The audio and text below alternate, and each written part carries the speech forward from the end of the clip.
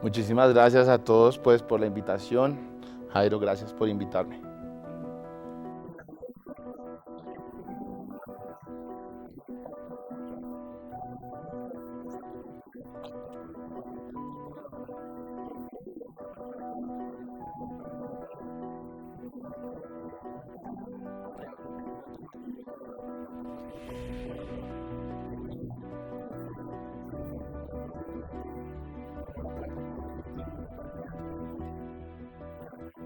Bueno, mi infancia estuvo bastante marcada por durar un año en un lugar y luego partir, porque mi papá, pues él fue funcionario de la policía, entonces por esa razón lo iban cambiando de lugar de trabajo constantemente. Afortunadamente, pues, y lo digo afortunadamente sobre todo para las familias de mis padres, no salieron de Boyacá, pero sí tuvieron constante trasteo, entonces conocí bastantes pueblos del departamento. Para hacer un resumen rápido, estuve en Garagoa, viviendo en mi infancia en Garagoa, en Miraflores, Boyacá, en Duitama, en Moniquirá, en Chiquinquirá, en Soatá, en Paipa, en el Valle de Tensa, en fin, en varios pueblitos. Y pues esto me trajo como consecuencia que, pues, que no podía mantener amistades de largo plazo, cosa que me olía a veces, ¿no? Porque uno llegaba a un lugar y era completamente nuevo y luego medio hacía algún amigo, igual despídase él para siempre porque se iba para el siguiente pueblo y así. Entonces hubo mucho cariño en la casa, digamos que nunca nos faltó un plato de comida, no teníamos pues todas las comodidades del mundo, pero afortunadamente no faltaba la comida. Tuve muy buenos docentes, afortunadamente, y cuando ya por fin nos pudimos estar en un solo lugar, que terminó siendo pues Sogamoso, que es el lugar de donde son la familia de mis padres, pues ahí ya terminé mi bachillerato, muy enfocado por el lado de lo que tiene que ver con tecnología, muy por el lado de sistemas. Aprendí a programar, aprendí a editar, a diseñar, entonces eso pues me ha traído bastantes facilidades en la vida, pues con lo que decidí hacer mucho tiempo después, que fue dedicarme a la comunicación, ¿no? Finalmente. Entonces, creo que se podría resumir así: mucho cariño de parte de mis padres, muchas enseñanzas pues, por todo lo que recorrí en tantos lugares, en tantos pueblos, viendo las carencias, viendo también las necesidades, el orgullo de la gente de cada lugar en donde iba, y creciendo alrededor pues, de todos esos temas, viendo cómo son de distintas las dinámicas entre un pueblo y una ciudad.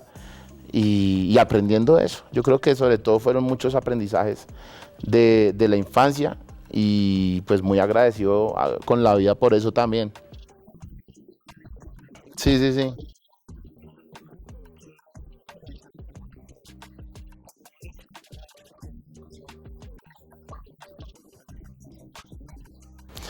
Yo creo que el colegio fue bastante importante porque ahí empecé a establecer unos lazos de amistad eh, importantes que tuvieron que ver mucho después con mi desarrollo académico y con el lugar político en el que pues, finalmente yo me quise desenvolver.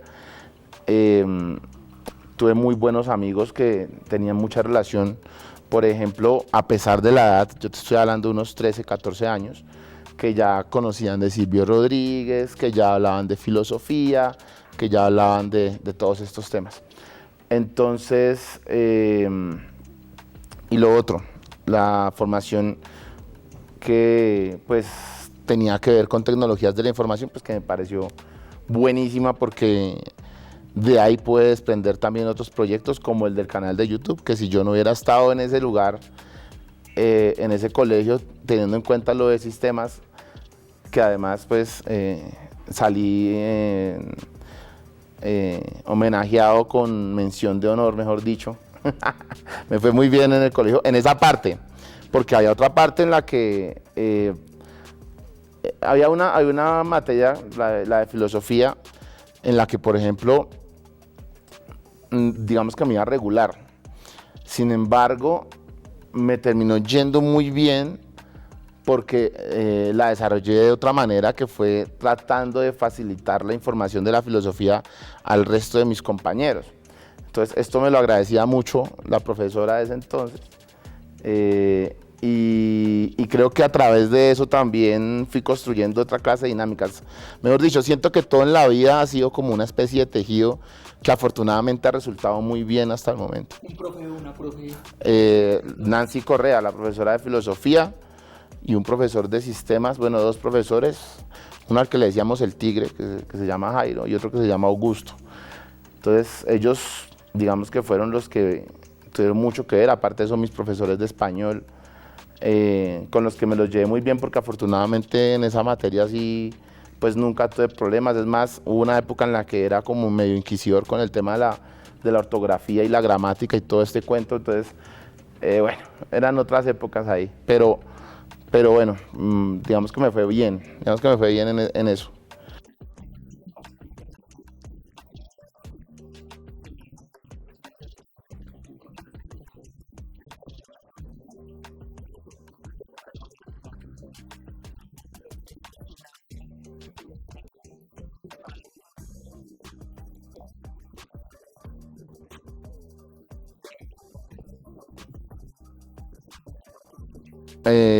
Bueno, yo quería, mi sueño era ser programador de videojuegos. Entonces yo quería estudiar programación.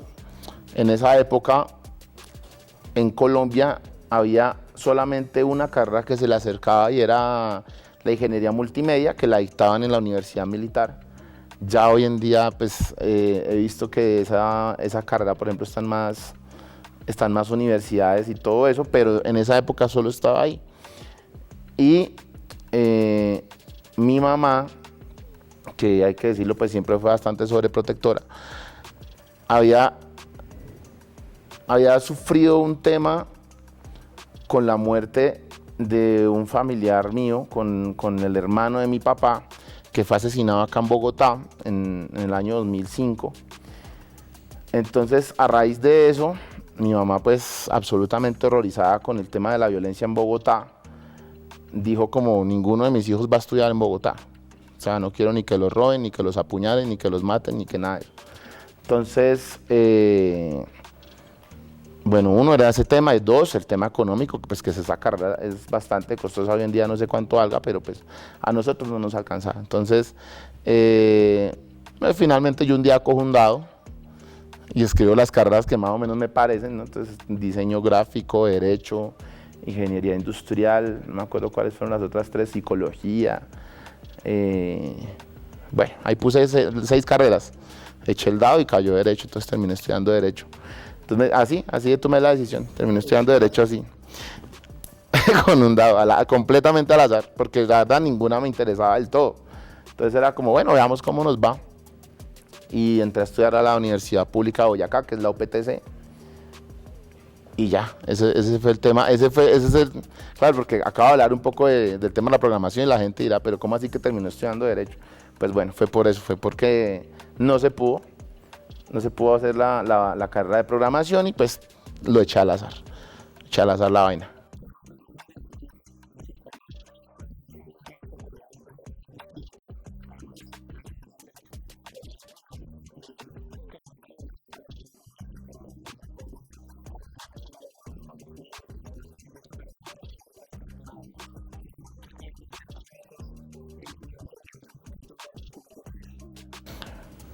Sí, hubo un momento en el que yo me sentía un poco, no sé si aburrido.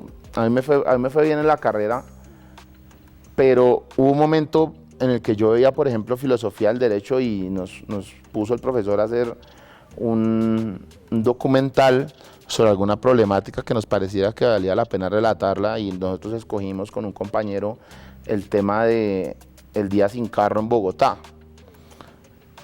Entonces yo lo relacioné con el tema de Transmilenio, porque me parecía que el día sin carro en Bogotá de hecho hoy en día todavía lo pienso, tiene un poco más que ver con la dinámica de cómo se recibe dinero por parte de estos privados, en donde inevitablemente la gente tiene que pues, dirigirse a Transmilenio porque no hay más opciones, versus el tema ambiental. Yo lo veía muy hipócrita, yo decía, realmente a esta gente le importa un culo el medio ambiente. Entonces decidí encaminarlo por ese lado. Y la verdad fue un documental que nos quedó muy la verga, o sea, nos quedó muy bien hecho. Entonces se me prendió la vaina de cuestionarme si realmente el derecho era lo que debía haber estudiado o si debía haber estudiado era producción audiovisual o edición o algo más relacionado con lo audiovisual, cine, no sé. Entonces eso me desmotivó en su momento un poco, pero también entendí otra cosa y es que no solamente es el tema de poder elaborar un contenido, sino también de darle el fondo, y creo que el derecho me ayudó mucho a darle fondo a los temas. Entonces después de eso conocí profesores maravillosos que había uno que tenía una frase muy linda que todavía recuerdo que decía: no es tanto que usted se gane un proceso de 1.000 millones, sino que usted, por ejemplo, pueda ayudar a la gente y se gane 1.000 procesos de 1 millón.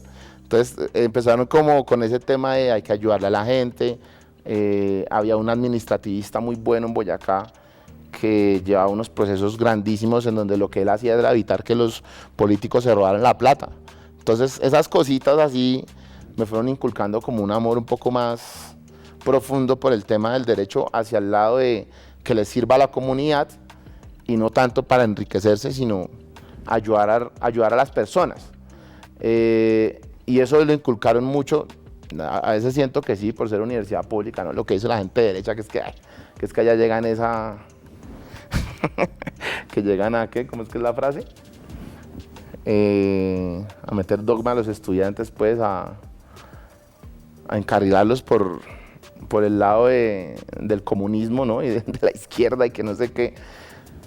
Bueno, de pronto en parte sí, hay gente que sale con eso, pero hay gente que no. O sea, eso es absolutamente normal. Pero a mí por lo menos sí me sirvió para ver un poco más profundo las cosas que se le tenían que mostrar a la gente. Creo que eso fue lo que me sirvió para haber arrancado con el tema de YouTube.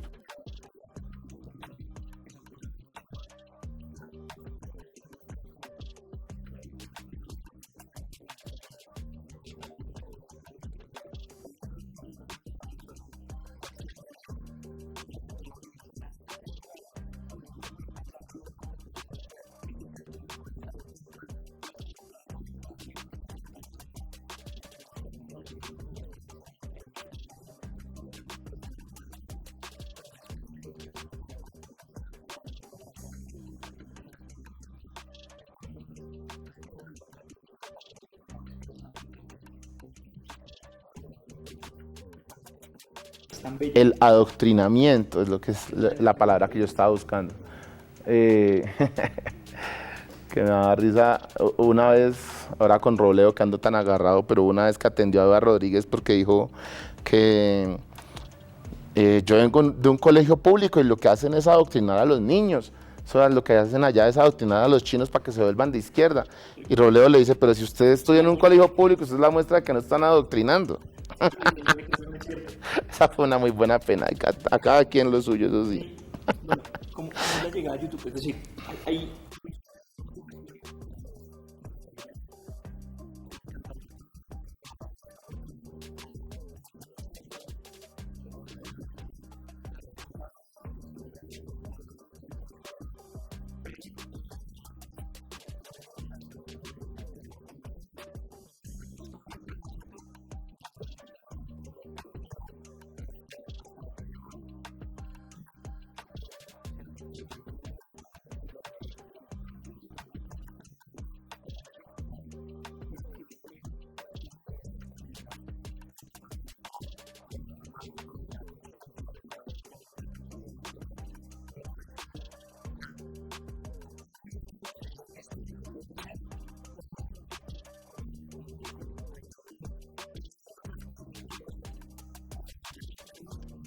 Yo siento que fueron varios episodios. Yo soy consumidor de YouTube desde el año 2008. Es decir, cuando empezó a generarse el fenómeno youtuber. Antes del 2008, pues los videos, pues habían videoclips de música. Y era lo que Sí, o sea, entrar a YouTube a ver eso, había pues uno que otro documental, había uno que otro video educativo, las campañas de comerciales, las jugadas de Ronaldinho, ¿no? Que eso también fue famoso en su época. Que eran de los videos, por ejemplo, el video de Yoga Bonito fue uno de los videos más virales de YouTube en ese entonces. Y empezó el fenómeno youtuber en Estados Unidos, que además, para sorpresa de muchos, incluyéndome, el fenómeno youtuber no arranca como una cosa, como una vaina orgánica, sino que resulta que es la apuesta de la publicidad para hacer mostrar a una persona en su habitación que se graba con una cámara normal, pero que tiene productos en esa locación, que se llama, se me fue el nombre en este momento, el location placement, no sé qué, bueno, eso tiene un nombre ahí, que es que a ti te ponen productos mientras que te están hablando. El fenómeno youtuber arrancó con eso, y entonces de ahí se desprende cómo funcionó. Mucha gente se inspiró para ser youtuber. Entonces, mucha gente de Estados Unidos empezó a crear sus canales, muchos empezaron a ser relevantes, entonces yo empecé a seguir a algunos de ellos, Mosh, PewDiePie, de esa época, y luego empezaron a surgir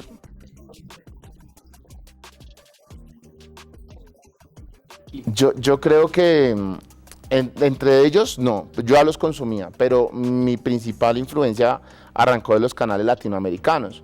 Entonces arrancó el fenómeno en México, varios canales se hicieron gigantes y en Colombia arrancó casi que al tiempo, pero pues con México llevando la delantera. Entonces, sí, básicamente conozco la historia de YouTube desde Latinoamérica hasta ahorita, porque todos esos canales tuvieron su rollo en su momento, ¿no? Empezaron a crecer canales en México como Wherever Tomorrow, como No Me Revientes, como Morfo, como, mejor dicho, hay una multiplicidad. En Colombia empezó a crecer en ese entonces, me acuerdo mucho, Nicolás Arrieta, empezó a crecer uno que se llama IanDVX, que yo diría IanDV es uno de los que me pudo haber influenciado porque él tenía un discurso contestatario que llamaba mucho la atención porque además lo combinaba con humor. Y eso pues no había nada en español, yo no, al menos hasta ese momento yo no había visto nada. Y así, otro que me inspiró mucho fue Morfológico, que es mexicano, que ya no sube contenido, pero en su momento otro fue Solman, y así, consumía contenido en internet. Y paralelamente alimentaba una cuenta de Twitter que hice crecer a punta de trinos relacionados con sátira política. Entonces, mientras que crecía esa cuenta, yo seguía consumiendo el contenido en YouTube. Yo decía, algún día yo quiero también tener mi canal. En el 2014 hago mi primer intento de un canal de YouTube que se llamó Desparche TV. Y en este canal hacía crítica social con animación. Entonces, ese fue como el primer intento. Luego de eso, ese proyecto creció hasta los más o menos 550 suscriptores. Lo que pasaba con ese proyecto era que me tomaba bastante tiempo, porque animar, pues para los que han animado saben que es una tarea bastante tediosa, al menos lo que es el fotograma o el frame es bien difícil. Y me consumía tiempo y bueno, tampoco vi que creciera como yo esperaba, entonces dije, no, lo vamos a dejar ahí. Luego de eso, tuve el intento de hacer un periódico regional en Boyacá, de circulación gratuita, que, digamos, no le fue tan bien porque la idea de la distribución gratuita era que se apoyara a través de marcas del departamento. Y estaban dos cosas, estaba bueno que la gente no apoyaba el emprendimiento y también pues que ya se estaba empezando a dar el fenómeno del cambio del papel por lo absolutamente digital. Entonces, afortunadamente no perdimos, pero pues tampoco ganamos. En este proyecto me apoyó bastante mi querido padre. Y ahí lo único que nos quedó fue un computador. Y con ese computador empecé a grabar Wally Opina después de una borrachera en la que unos amigos me dijeron, marica, tú deberías abrirte un canal de YouTube.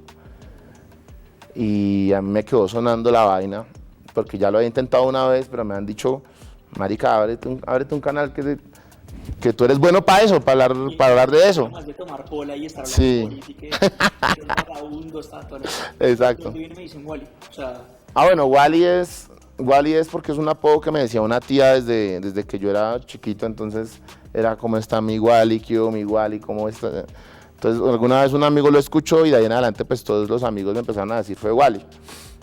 Entonces ahí quedó, él me dicen Wally en en todas las redes, que él me dicen Wally. Y ya finalmente, bueno, ¿qué pasó en ese momento?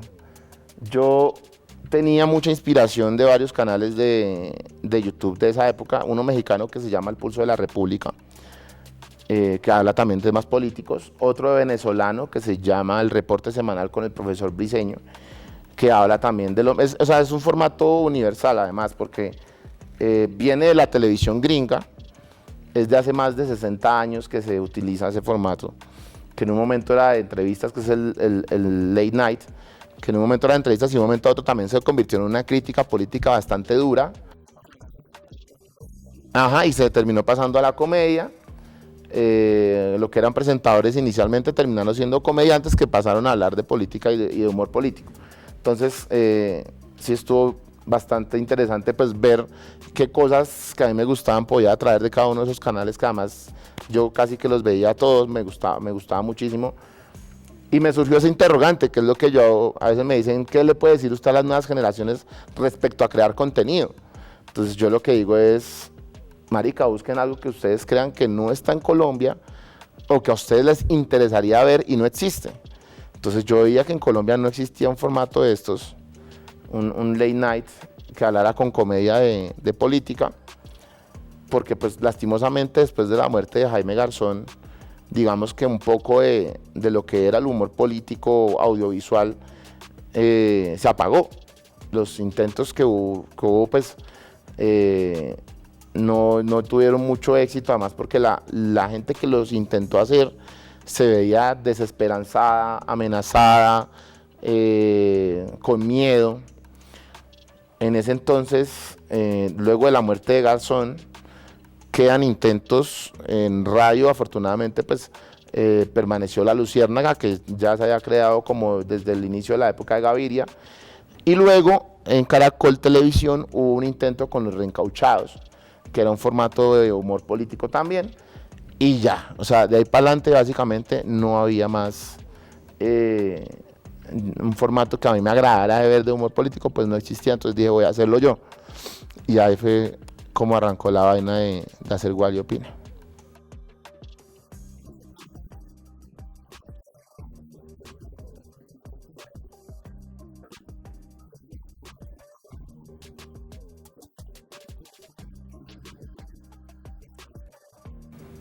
Bueno, yo creo que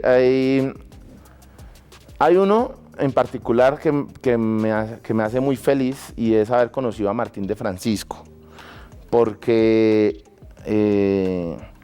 pues yo he tenido mis temas de depresión, y en los momentos en los que yo me sentía peor, mi salida era sentarme y ver capítulos viejos de la tele, por ejemplo, o ver capítulos viejos del siguiente programa.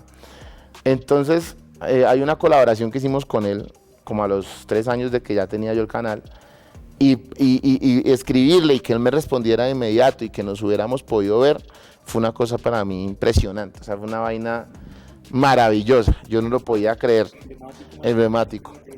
Además, humor de los 90s de la época. Exactamente. En donde los tipos le decían a usted, no vea este programa, esto es una porquería, una Sí, maravilla. un referente sin duda alguna. El premio Simón Bolívar, claramente mi mamá fue una persona que me inspiró toda la vida a escuchar radio. Entonces, digamos que ella y yo tenemos una cosa muy marcada de estar pendiente de los periodistas, de qué están haciendo, del desarrollo de las noticias.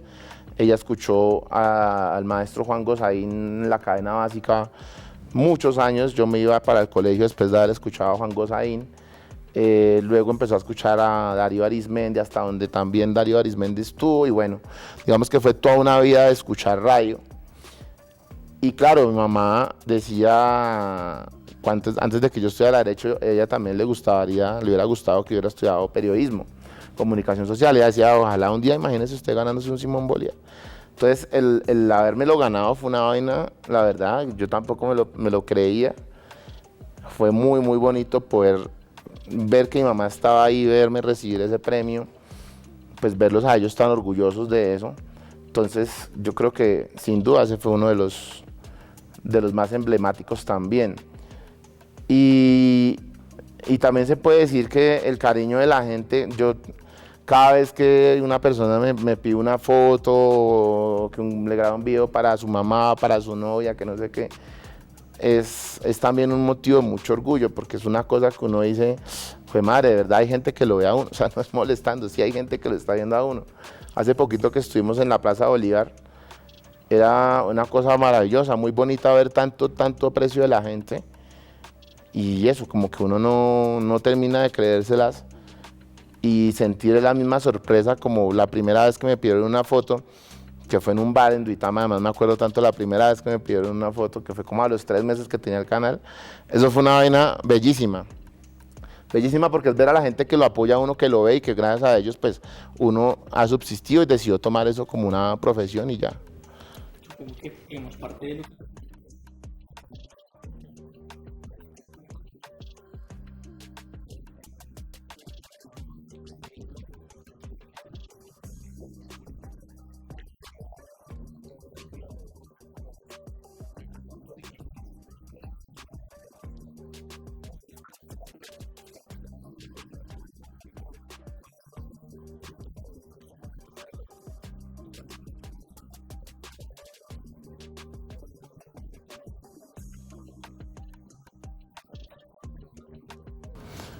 Bueno, uno en particular difícil, muy, muy difícil, fue el tema del plebiscito, porque, joder madre, yo de verdad le metí muchas ganas de compartir por donde no más podía la pedagogía a la gente, decirle por qué era importante apoyar el proceso de paz en Colombia, porque era importante reivindicar a tantas víctimas del conflicto, a tanta gente que no había podido vivir en paz por la violencia, y ver que en las urbes se votó por el no, y ver que en los lugares donde se afectó que fueron afectados por el conflicto se votó que sí al proceso de paz, pues fue una cosa bastante dolorosa, bastante. Yo estuve a punto de cerrar el canal. Yo estuve a punto de cerrar el canal por eso, porque yo decía, este país no tiene arreglo, hijo de puta, o sea, esto es una mierda. Entonces, sí. Entonces, bien difícil.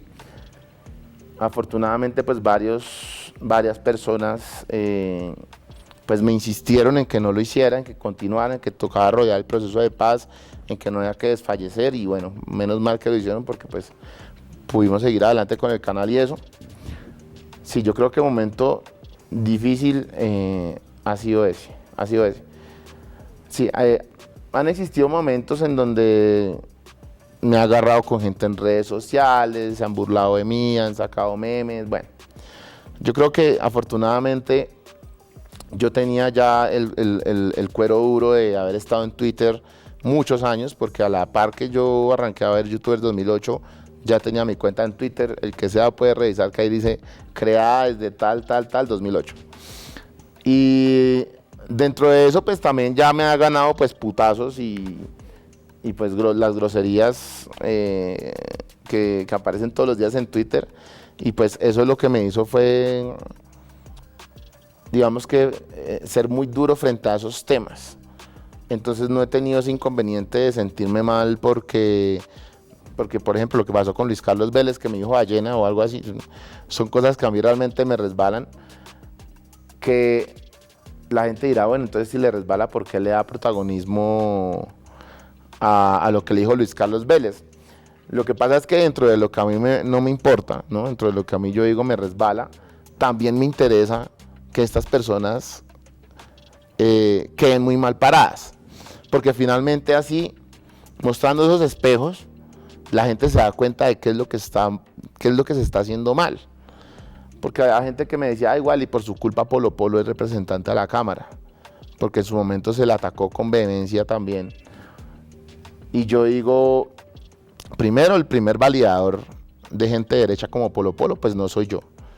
Incluso el mismo Gustavo Petro en su momento también le contestaba a trinos, en su momento otra gente de izquierda le seguía la cuerda. Ya cuando yo veo que es una cosa sistemática, que ya no tiene freno, pues ahí me meto yo y trato de mostrarles esos espejos a la gente para que digan, vea, así es como es estar mal, así es como una persona afecta los derechos de las comunidades que debería defender. Así es como Luis Carlos Vélez trata a la gente desde un micrófono tan grande como es la FM, sin importarle por qué es él, porque es un caprichoso que según él puede hacer lo que quiera, ¿no? Por la envidia de que él no se ha ganado un Simón Bolívar, por cosas como esas. Entonces, eso es lo que yo trato de mostrar a la gente, miren, no sean como este huevón, si usted quiere ser periodista, nunca tome este camino de este man, que es muy lamentable. Es lamentable además porque hay una crítica reciente hacia los medios tradicionales que según toda esta gente viene única y exclusivamente desde la izquierda, ¿no? Desde la gente que respalda el proyecto político de Gustavo Petro o el proyecto político de la gente que se denominó Pacto Histórico o como le quieran llamar. Entonces, ¿qué es lo que pasa? Que uno detesta los medios tradicionales y al decir detestar los medios tradicionales es meter en una sola bolsa a un montón de gente. Lo que yo quiero de aquí en adelante es desmarcar a muchas personas, porque resulta que los que están haciendo mal el ejercicio periodístico son los que presentan y tienen una agenda política y económica evidente. Más dentro de esos medios, yo conozco un montón de gente valiosa de todos esos medios, periodistas buenísimos, que además han ganado el premio Simón Bolívar también, y que han hecho unas investigaciones durísimas, pero a los que Luis Carlos Vélez, por el solo hecho de que yo me gané el premio, le denomina los premios de gamín. Es decir, si alguien que trabajó en la FM y sacó una investigación, la hijo de puta, se ganó un premio Simón Bolívar, no es válido porque es un premio de gamín. ¿Por qué? Porque igual y se lo ganó alguna vez. Eso fue lo que quiso hacer él. Y lo que creo que quieren hacer estos presentaduchos, porque esos son presentadores, esa gente ni siquiera es periodista. Son presentadores, que ser presentador no está mal, pero lo que está mal es disfrazar de opinión política el periodismo, o más bien al revés, disfrazar de periodismo la opinión política. Que yo siento que es lo que ellos han estado haciendo y además haciéndolo malintencionadamente. Entonces, dentro de cada uno de esos medios hay gente muy valiosa. Meterlos en una sola bolsa también está mal, así como está mal meter en una sola bolsa entonces a los influenciadores, a quienes están escribiendo en redes sociales, a quienes defienden a Gustavo Petro, que más que defender a Gustavo Petro, ha sido una labor de desmontar la desinformación que se está trayendo desde esos medios todos los días. Todos los días hay una campaña de desinformación gigantesca. Entonces, yo creo que eso es lo que les duele tanto y lo que los tiene como tan asustados. Ver que ya la gente no les está copiando tanto. Lo que Néstor Morales denominaba el nichito, no es tan nichito. Eso los tiene aterradísimos. Creo que es por dos cuestiones. Una cuestión de clasismo y una cuestión de miedo. De clasismo porque ellos sienten que el lugar natural para quienes hemos logrado llegar a algunas audiencias, pues no debería ser ese. Es un lugar que les pertenece a ellos, ¿no? Lo decía Felipe Zuleta en una columna del Espectador que se llama La Cloaca, de hace muchos años, de hace como unos 6 años esa columna, en donde decía que ¿quién nos había dado el derecho de hablarles a ellos de tú a tú? Si era un derecho que por natura, así dice el artículo, no se nos había dado. O sea, para Felipe Zuleta está mal que Walter Rodríguez no le pueda decir algo si le parece que lo está haciendo mal. O sea, esta gente en serio se cree eso. Cree que nosotros estamos debajo de ellos. Yo creo que finalmente a lo que tenemos que llegar es a un a un estadio en el que ni los políticos ni la prensa hegemónica se crean por encima de nosotros, que entiendan que todos estamos a la par, que además el periodismo tiene una función social, que es llevar la verdad, y que ellos han tirado a la basura ese principio. Que a los políticos no los veamos tampoco por encima, sino lo mismo. Todos somos iguales, y si a mí me parece mal lo que están haciendo, pues se tiene que criticar. Es más, tanto los políticos como la prensa tienen una función en la que deberían respondernos a todos los ciudadanos, en la cual nosotros deberíamos cuestionar todo el tiempo.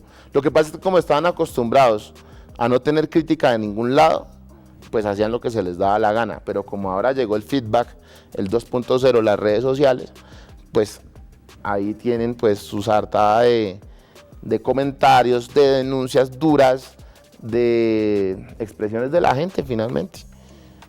Y eso es lo que no les gusta. Por ellos, que nadie opine nada, que nadie diga nada, que sigan haciendo las cosas como las venían haciendo, pero pues se les acabó el reinado.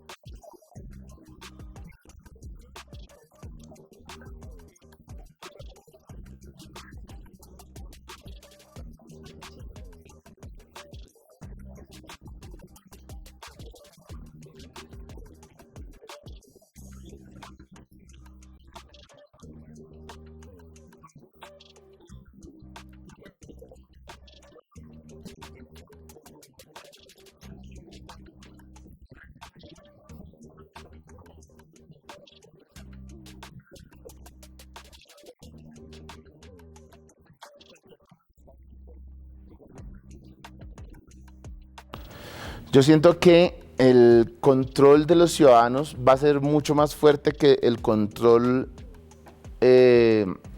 gubernamental, empresarial, que en su momento se tenía. O sea, ¿a qué voy con esto? Antes se marcaban unas pautas, digamos que legítimas, administrativas o, dependiendo del lugar, pues empresariales, en donde se decía, de esta manera se van a hacer las cosas y hasta aquí llegamos, este es el límite. Si usted dice una mentira sobre una persona, es una injuria. Si usted le mete un delito, pues es una calumnia, que si llega a no ser cierta, ¿no? Ahora, lo que ha venido pasando es que son las mismas comunidades en redes las que vienen o aumentando las noticias o desmintiéndolas. ¿Qué es lo bueno de esto? que dentro de toda esa maraña de desinformación que hay todos los días, tanto para la gente de derecha, como para la gente de izquierda, como para la gente del centro, para la gente de donde sea, pues siempre va a haber una interlocución. Y esa interlocución va a venir, pues, una que otra con argumentos. De 100 comentarios basura, va a haber una que venga con argumentos y algún otro interlocutor la va a ver. Entonces, eso lo que va a hacer es que crezcan las verdades, siento yo, ¿no? Es el síntoma que yo veo, es como yo lo leo. Yo leo que poco a poco a la gente que dice mentiras a través de los medios de comunicación o a través de las redes sociales, les va a costar un poco más. Porque la misma comunidad va a ir desmintiendo. Entonces ya no es solamente que usted ve una noticia en el televisor y usted pensó, uy, esta vaina como que no me suena verdad y como que siento que me están mintiendo en la cara. Sino que ahora son comunidades enteras. De hecho, hay comunidades libres ya revisando voluntariamente las noticias todo el tiempo, que no pertenecen ni a empresas, ni a organizaciones gubernamentales, ni a fundaciones, nada de eso. Hay gente que de verdad todos los días se pone la tarea, bueno, esta vaina es verdad o es mentira. Y esas son comunidades que van creciendo afortunadamente. Ya no es tan fácil. Voy a dar dos ejemplos, el ejemplo del castrochavismo y el ejemplo del plebiscito. Ya no es tan fácil decirle a la gente, oiga, si usted vota por el sí o por tal candidato, van a traer un rayo homosexualizador y vamos a traer unas cartillas, vamos a volver a todo el mundo gay. Eso es una cosa que ya la gente, soy seguro que no se la va a creer como se la creía hace 6 años o hace 8 años. El ejemplo de, ¿cuál fue el que dije? El plebiscito y el otro. El del castrochavismo. El del castrochavismo. El meter en el imaginario colectivo que Colombia se va a volver como Venezuela, ya no les va a quedar tan fácil. O sea, ya es muy difícil, primero porque las nuevas generaciones no comen entero. No funcionó. De hecho, no funcionó. Les va a quedar más difícil porque hay cada vez más personas desmintiéndolo y porque las nuevas generaciones, afortunadamente, no tragan entero. No tragan entero. Si es una vaina que más o menos dudan, van y buscan, ¿no? Que ojalá sean todos, todavía no lo es, pero que va creciendo día por día, estoy absolutamente seguro.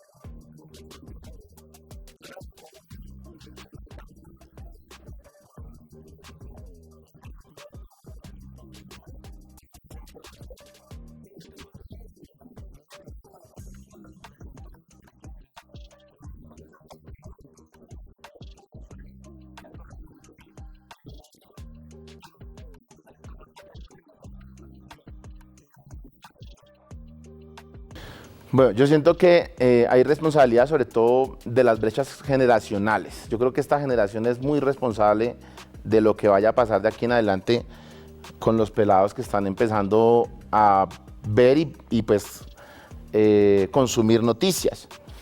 Creo que la responsabilidad está en decirles que vean los contextos, que analicen todas las fuentes en cuanto puedan y quieran saber de una información de la que vayan a conversar con alguien antes de salir a decir cualquier cosa. Siento que es una responsabilidad además generacional.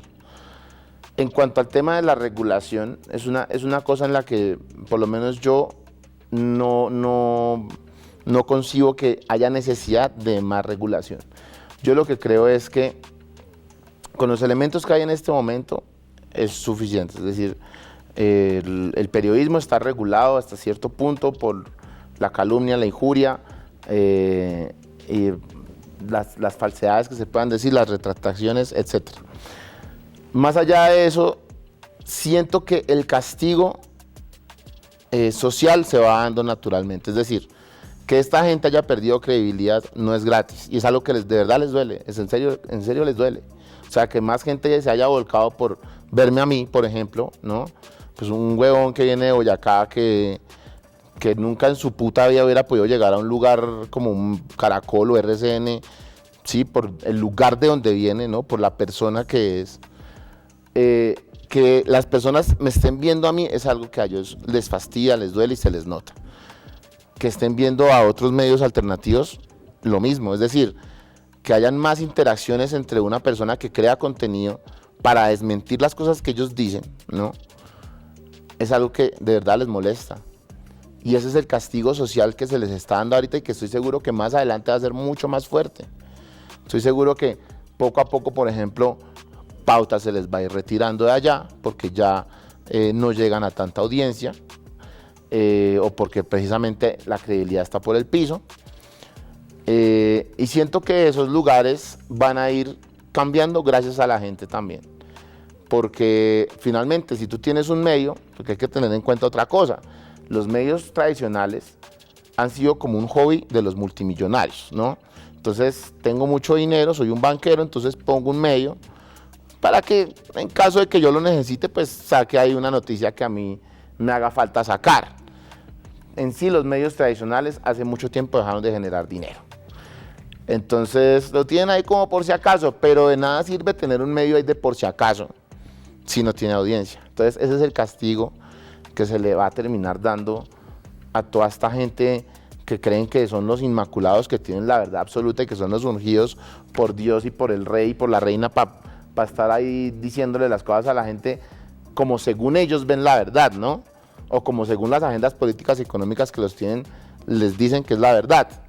Entonces, más allá de las regulaciones, siento que el castigo social que se viene para todos estos medios es impresionante.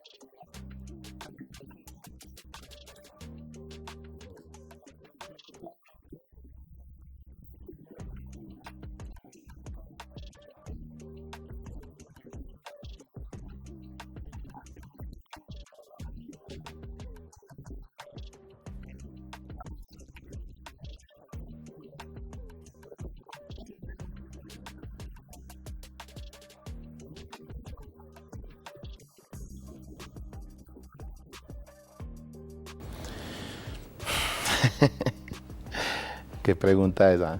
¿A dónde vamos a parar? Eh, yo soy de los que tienen mucha fe en las nuevas generaciones. Yo antes no veía tanta preocupación, por ejemplo, por los animales. Yo antes no veía tanta preocupación por el medio ambiente. Yo antes no veía esa preocupación por el capitalismo abusivo y exacerbado. Yo antes no veía nada de eso y siento que estas nuevas generaciones vienen con un chip distinto.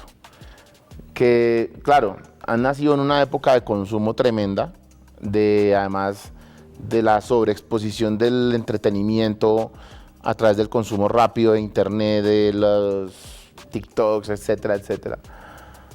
Pero que alimentan entre ellos y se nutren unos principios diferentes.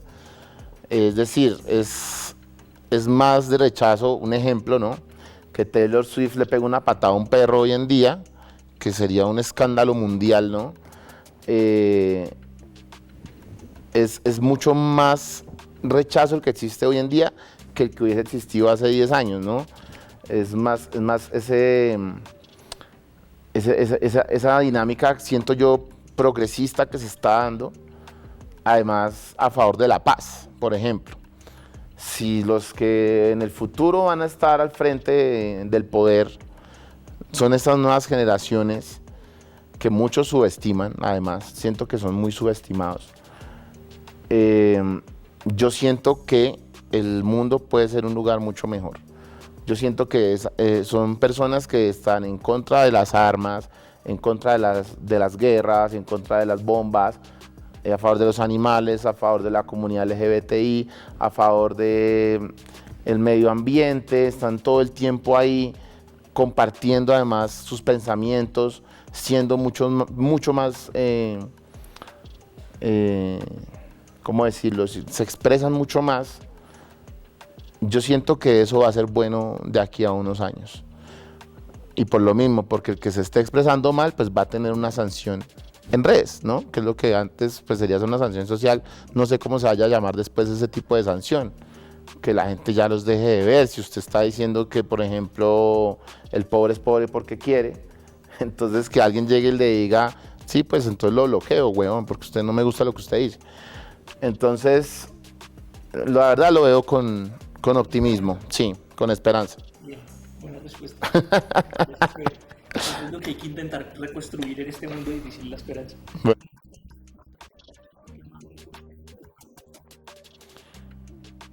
Voltear a mirar hacia las regiones olvidadas de este país. Eso es lo que me parece más emocionante. Siento que hay mucha gente que sentía, nunca voy a tener presencia del Estado acá, ¿no? Que finalmente pasó en muchos territorios en donde las FARC construían las carreteras y el Estado nunca llegaba, no porque estuviera las FARC, porque nunca se les dio la hijo de puta gana de ir. Entonces, eso me parece muy positivo de este gobierno, el dar ese lugar a la gente en las regiones.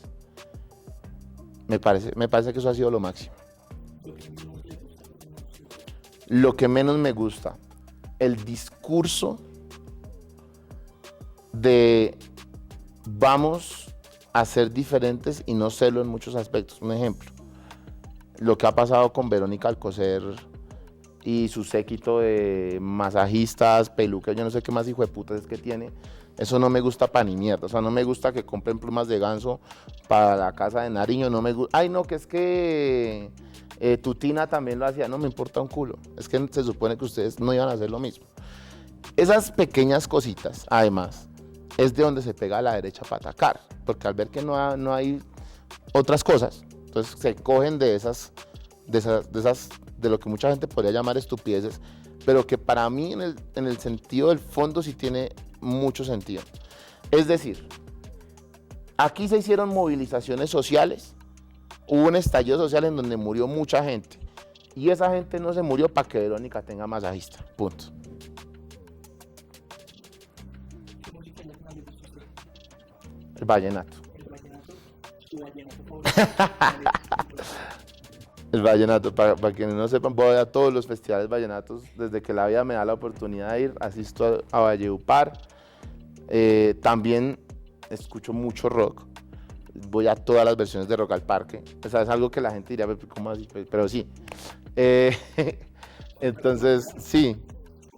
Mi vallenato favorito. Me gusta mucho una canción del maestro Jesús Manuel Estrada, que en paz descanse, que se llama Mágico.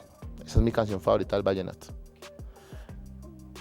Es que me gusta la melodía, el coro, la letra, es muy bella, es una canción muy bella que si no la han escuchado, que me parecería increíble que no la hayan escuchado porque la verdad son un montón en su momento y ya a veces todavía suena por ahí, entonces vayan y la escuchan. Mágico, de Jesús Manuel. Jesús Manuel fue parte de la agrupación Los Diablitos, pero también tuvo un grupo que se llamaba Sagitario y también estuvo como solista y también fue compositor, mejor dicho. Mi rock favorito, me gusta mucho el álbum de Metallica, Death Magnetic, una canción que se llama All Night Long. Y para decir otra que me guste mucho, yo creería que November Rain de Guns N' Roses, me gusta mucho esa canción. Personaje histórico que admire, el maestro Varela, el fundador del grupo Nietzsche. Una vez me preguntaron que si pudiera entrevistar alguna vez a una persona, ¿a quién entrevistaría, viva o muerta? Y creo que sería el maestro Varela. Me parece absolutamente admirable toda su carrera, la cantidad de canciones, producciones y arreglos que hizo en su vida. Me parece una cosa de un genio. O sea, me parece que ese señor fue un genio. Entonces, personaje que admire, a él.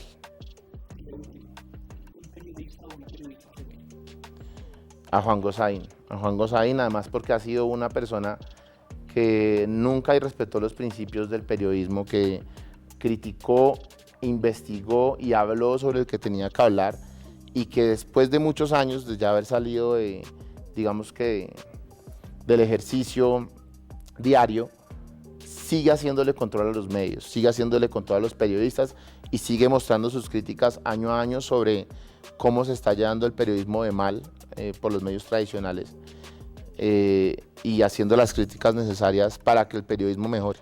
Creo que es una eminencia, además pues porque lo escuchaba todos los días. Muchas gracias, Jairo.